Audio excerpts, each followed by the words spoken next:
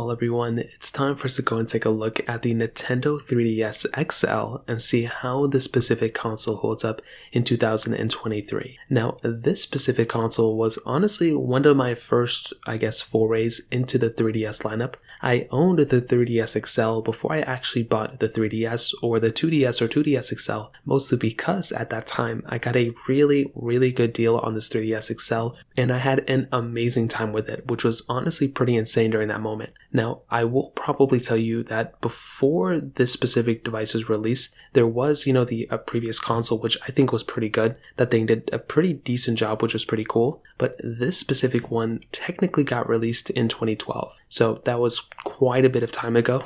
This specific one that I bought, I think I got it probably in like 2015, 2016, probably actually 2017. That's probably around the time that I got it. This specific one came out in 2012. It got discontinued in 2015, mostly because, the successor came out, which was the new 3DS. And I think that was a pretty interesting thing that Nintendo did at the time. I don't really even know what they're trying to do there with the new edition. They should have just renamed it. But with these specific ones, there's still a lot of good stuff going on with these consoles. The funny thing is you have to remember is that the, eShop for these specific consoles actually got kind of discontinued. So these things aren't really readily available to be, buying digital games anymore, which is kind of unfortunate. I think that is kind of a sad thing. But if you kind of look forward and you kind of think about, hey, you can still buy the physical games, I think that's a pretty cool thing. Now, on the outside of this specific console, the long-winded intro, this specific one had that top plastic portion at the very top. And I think that was pretty decent. I mean, of course, this thing could have been built better, but considering the Switch isn't even that expensive feeling of a console either, I think it's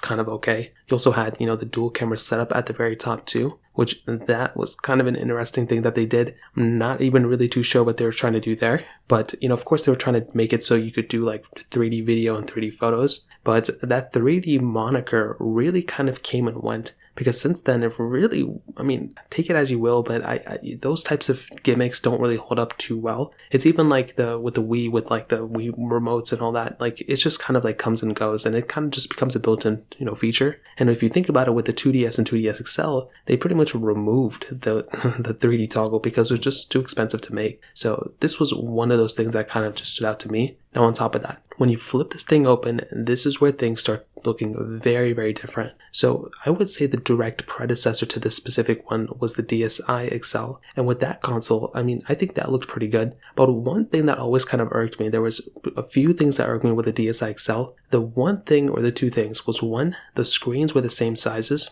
I would have loved to have seen a bigger display on the top portion, considering we weren't having any D-pad or anything. But two, the screens were just so bad. These DSi XL screens were such poor resolution, and that was the thing that stood out to me more than anything else. So at this moment, that's kind of what stands out to me still, is that these specific ones don't really look too well for the DSi XL, but the 3DS XL really took that up a notch, and it really made those displays look so much better, which I think was a really nice thing that Nintendo ended up doing. Now, the top screen was bigger, which was really nice. So, like I said, I liked having a, better display at the very top. The bottom display was pretty good still. It wasn't the worst resolution of all time either. So that was a really cool thing. But then you had the 3D toggle at the very top right. So you can go ahead and, make it 3D or make it regular. And the D-pad and the, joystick and the standard buttons at the very bottom half portion of the display were also a really nice touch as well. I was really, happy that they brought the joystick in.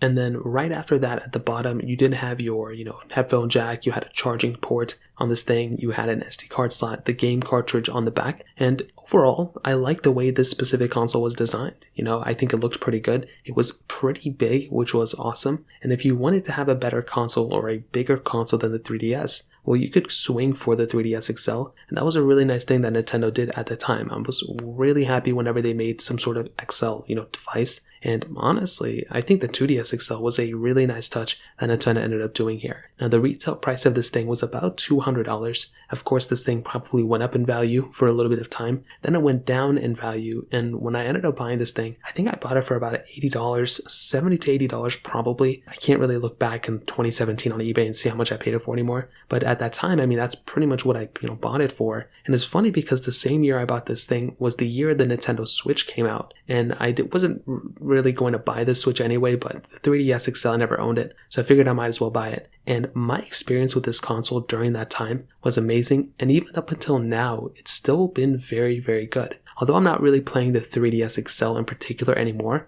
I'm still playing so many 3DS games, it's not even funny. I played Super Mario 3D Land, I played Zelda Link Between Worlds, I played the Zelda Ocarina of Time 3D, the 3D version, the Majora's Mask 3D version. There's been a lot of different games. Animal Crossing New Leaf, that also came for this console. New Super Mario Bros. 2, Super Mario Maker came out for the 3DS, Super Smash Bros. Came out for the 3DS. There were tons of games that came out for this console, and I don't think it even really was Nintendo's plan to create all those games specifically for this console. I think what happened was, because the Nintendo Wii U wasn't selling that well, Nintendo didn't really have a choice. They either went down and either took a loss, or they took a loss and tried to make up and make more money with the 3DS XL. Or the 3DS lineup in general. And I think that's exactly what Nintendo ended up doing. They pretty much saw that, hey, the 3DS, we weren't really planning on creating all sorts of different things for this console. Maybe they were, but I'm pretty sure either way, they were really happy when the 3DS started selling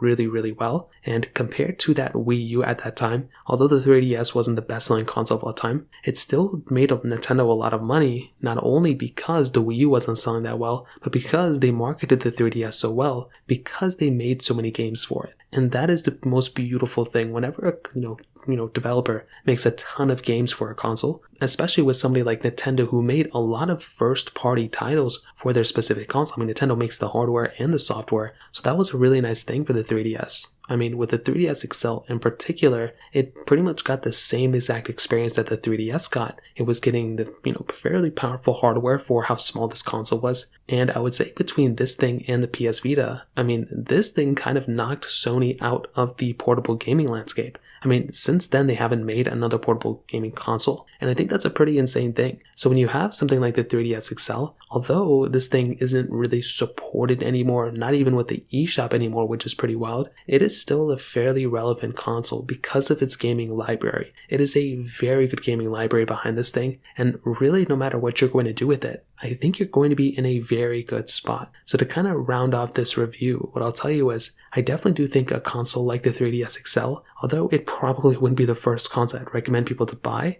there is definitely a lot of room for something like the 3DS XL to make its way into your hands. If you want to go ahead and buy a console that you can take portably that's still fairly powerful and has a beautiful gaming library behind it, it doesn't really get that much better than the 3DS XL unless you want to go for the Nintendo Switch. There are lots of games and lots of remakes that came out for the 3DS XL, and it's a beautiful console. I actually ended up modding my 3DS XL about probably 5 years ago, and after I modded it and after I did everything I did with it, it made me fall in love with the 3DS XL even more at that time, which I already owned probably for about a year at that moment. So if you don't have any Nintendo console, going for the 3DS XL I think is a pretty good choice, but if you want to wait a little bit longer, you can. I'm sure these things are going to probably either go down or go up in value because of the eShop closing. So take it as you will. If you want to wait a little bit longer, you can try it out. But I would say there's never been a better time. You can pick up a 3DS XL and a bunch of games behind it. And if you're lucky, maybe the resale value of this thing will end up going up. Who knows?